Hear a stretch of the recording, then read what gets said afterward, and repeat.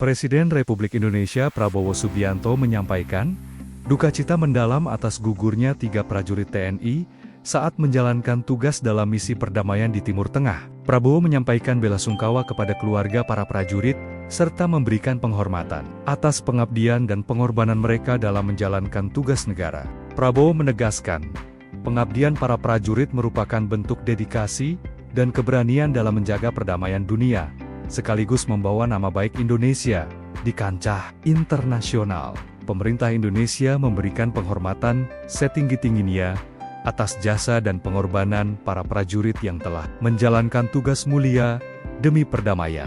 Pemerintah Indonesia melalui Kementerian Luar Negeri menuntut penyelidikan menyeluruh atas rangkaian serangan di Lebanon yang mengakibatkan gugurnya personel penjaga perdamaian Indonesia yang tergabung dalam misi United Nations Interim Force in Lebanon, UNIFIL, dalam 2 hari berturut-turut. Indonesia meminta penyelidikan dilakukan secara cepat, transparan, dan menyeluruh guna mengungkap fakta serta menetapkan pihak yang bertanggung jawab atas insiden tersebut. Pemerintah Israel akan menginvestigasi penyebab gugurnya 3 anggota pasukan penjaga perdamaian di Lebanon yang berasal dari Tentara Nasional Indonesia. Sementara itu, pemerintah Prancis mendesak PBB untuk menggelar rapat darurat pasca gugurnya 3 orang anggota TNI di Lebanon.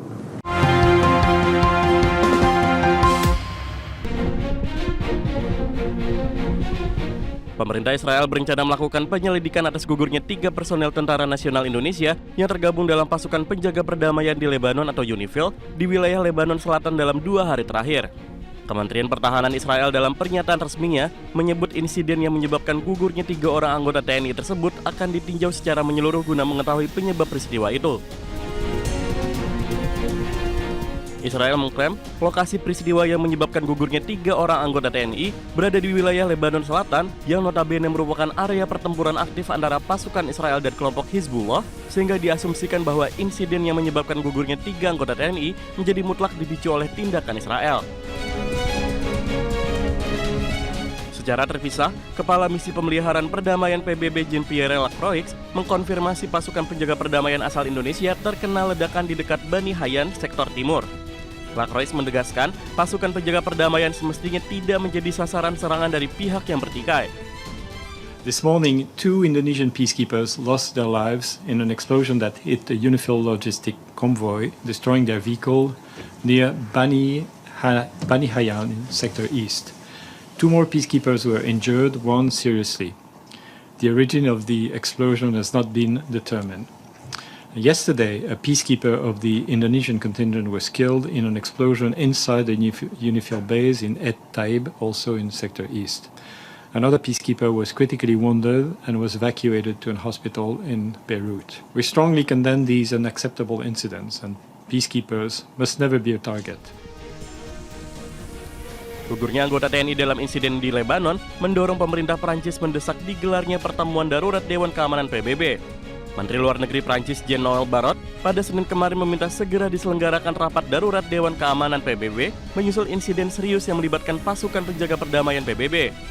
Barrot juga menyampaikan ungkapan bela sungkawa kepada keluarga korban serta menyerukan dilakukannya penyelidikan untuk mengungkap kronologi kejadian. Berbagai sumber IDX Channel. Amerika Serikat kembali menegaskan tujuan operasi militer di Iran adalah untuk melumpuhkan persenjataan dan kemampuan militer Iran. Adapun Presiden Donald Trump tetap memperingatkan kemungkinan serangan lanjutan terhadap infrastruktur energi Iran jika tidak tercapai kesepakatan. Kantor Kepresidenan Amerika Serikat Gedung Putih kembali menegaskan penguasaan atas Selat Hormuz yang kini diblokade oleh Iran bukanlah target utama invasi Amerika Serikat ke Iran.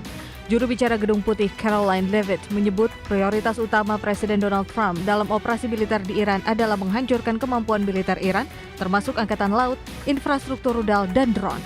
Leavitt menyebut operasi militer Amerika Serikat di Iran juga untuk mencegah pengembangan senjata nuklir oleh Iran.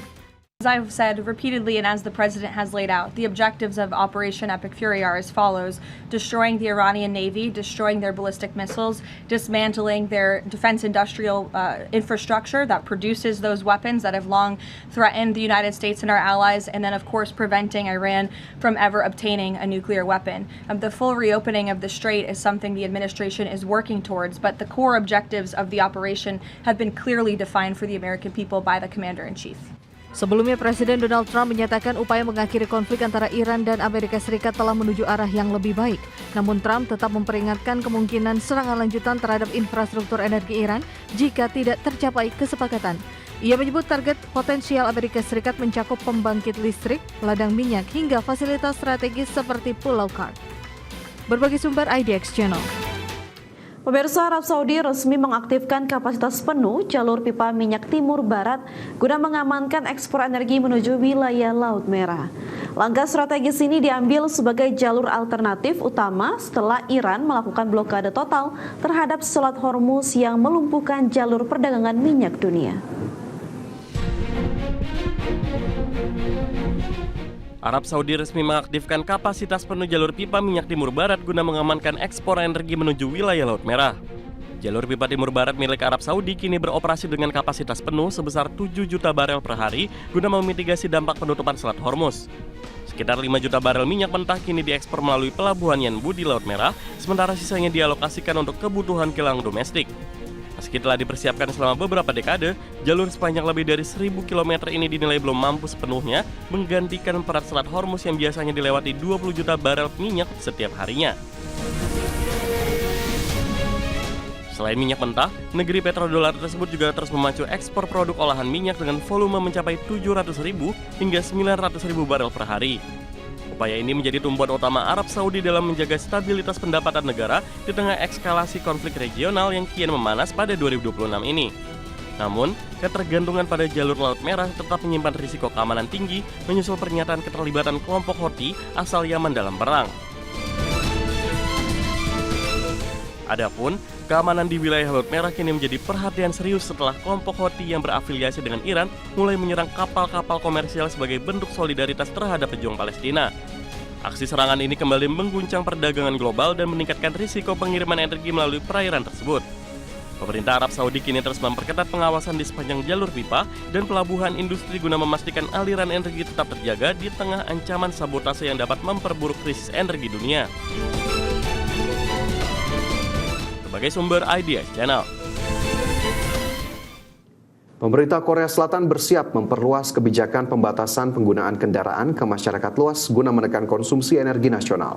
Ya, langkah ekstrem ini akan diambil jika harga minyak mentah global terus meroket akibat eskalasi konflik di Timur Tengah yang mengganggu jalur pasokan utama negeri ginseng tersebut. Pemerintah Korea Selatan bersiap memperluas kebijakan pembatasan pengguna kendaraan ke masyarakat luas guna menekan konsumsi energi nasional. Menteri Keuangan Ko Yoon Cheol menyatakan pemerintah akan memperlakukan pembatasan kendaraan skala nasional jika harga minyak mentah naik ke kisaran 120 hingga 130 dolar Amerika Serikat per barel. Saat ini harga minyak dunia masih tertahan di posisi 100 hingga 110 dolar. Korea Selatan sangat rentan terhadap fluktuasi harga karena mengimpor sekitar 70% kebutuhan minyak mentah dari Timur Tengah, sehingga stabilitas pasokan bahan bakar menjadi prioritas utama pemerintah pada 2026 ini.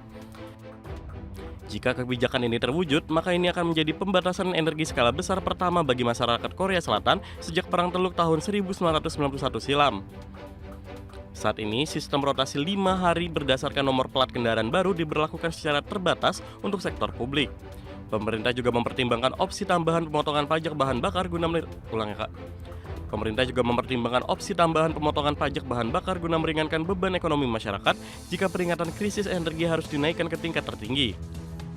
Upaya penghematan energi ini turut mendapatkan dukungan dari perusahaan raksasa seperti Samsung Electronics dan SK Group yang mulai mendorong karyawan mereka mengurangi penggunaan kendaraan pribadi.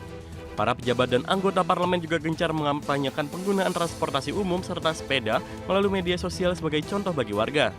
Langkah kolektif ini diharapkan mampu menjaga ketahanan energi nasional Korea Selatan di tengah ketidakpastian geopolitik global yang kian memanas.